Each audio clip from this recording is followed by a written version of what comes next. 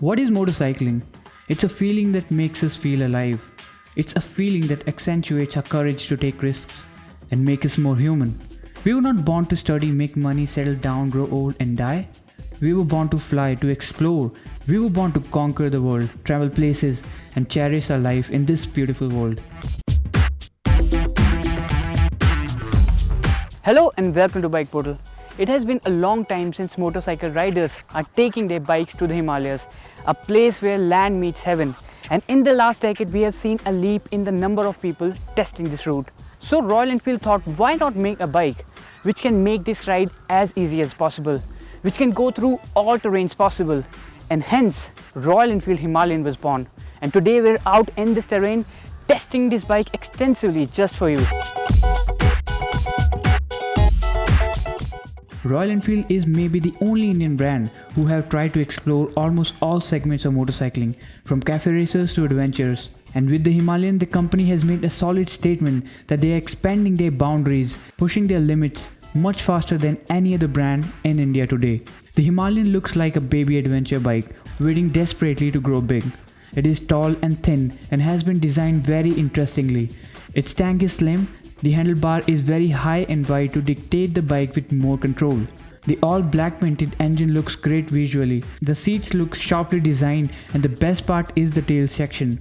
Be it from exact end or sides, the rear section of the Himalayan is a visual treat, and there is no doubt in that. The chunky off-road C8 tires look dauntless and complements the adventure factor of Himalayan. And overall, we wish the bike was a bit buffed up rather than looking like a bike on a diet.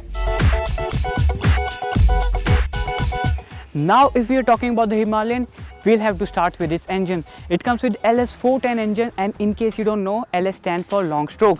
It is unlike any other previous engines we've seen, and it has more linearity to it, it has more refinement to it, and it goes up to 7000 RPM and it feels happy touching that peak. The instrumental panel may look confusing at first glimpse as it displays quite a lot of information in an interesting looking design.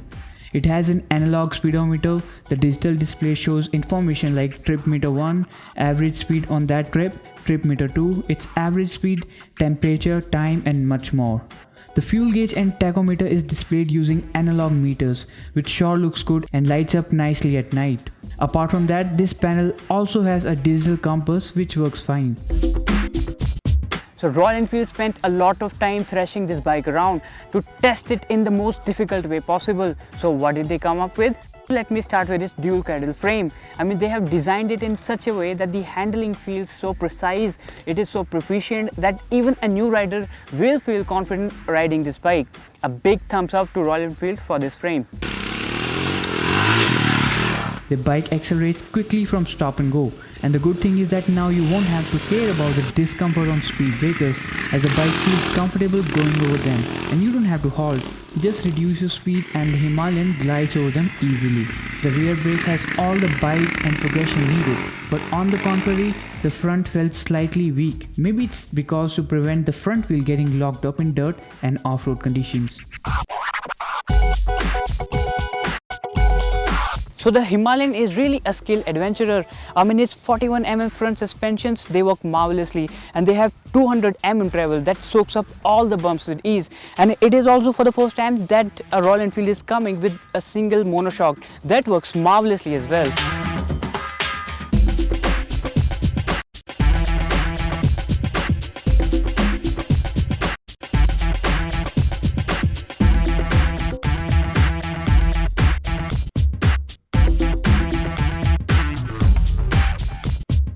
So not just the mountains, the Himalayan will prove to be a good bike for city as well. It might get hot sometime, it might be a bit high for even a guy like me who's 5'10", and I wish the rear seat was a bit more plush like the front seat. But apart from that, everything is just perfect on the Himalayan, and a big thumbs up for Royal Enfield for that. It's goodbye for now, ride safe.